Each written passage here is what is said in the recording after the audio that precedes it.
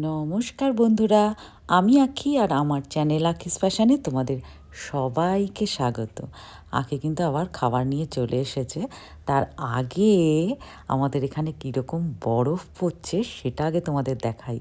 সকালবেলায় আগে থেকে আমি ওয়েদার কেমন হবে দেখিনি, ঠিক আছে, জানতাম না।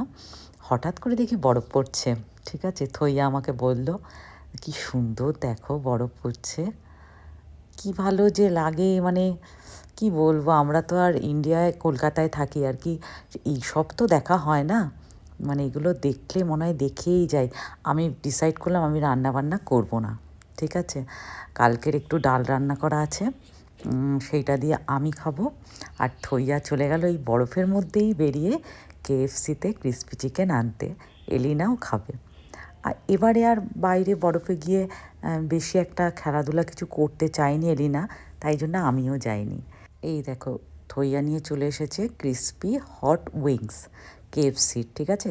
আর আমি বলে রাখি, এতক্ষণ দেখলে তো বরফগুলো দেখলে, আর আমি বললাম না আমি কোথায় থাকি। যারা নতুন দেখছো তাদেরকে বলে রাখি, আমি থাকি সুইডেনে, ম্যালমো শহরে, সুইডেনের ম্যালমো শহরে। আর আজকে কিন্তু বরফ পড়ছে, দেখে নিয়েছো।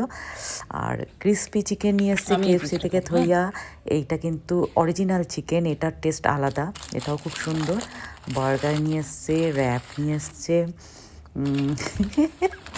আমার জিভে জল চলে আসছে বলতে গিয়ে, সরি। আর খুব টেস্টি, এইগুলো এখানকার খুব টেস্টি, জানো তো। তবে ক্রিসপি চিকেন কিন্তু ইন্ডিয়ান ক্রিসপি চিকেনের মতো টেস্ট হয় না, একটু আলাদা হয়। আমার মনে হয় মশলাটা একটু কম থাকে, এটা আমার মনে হয়েছে। আর আমি কি খেয়েছি সেটা দেখলে তোমরা সবাই খুব হাসবে, জানো তো, খুব হাসবে।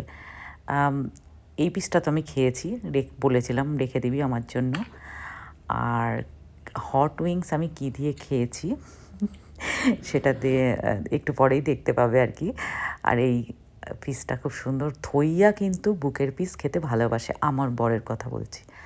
আর আমি দেখো ডাল আর ভাত, তার সাথে হট উইংস। আমি যখন ইন্ডিয়ায়ও থাকি তখন কিন্তু আমি ডাল ভাতের সাথে ক্রিসপি চিকেন খেতে খুব ভালোবাসি, বা তন্দুরি চিকেন খেতে খুব ভালোবাসি।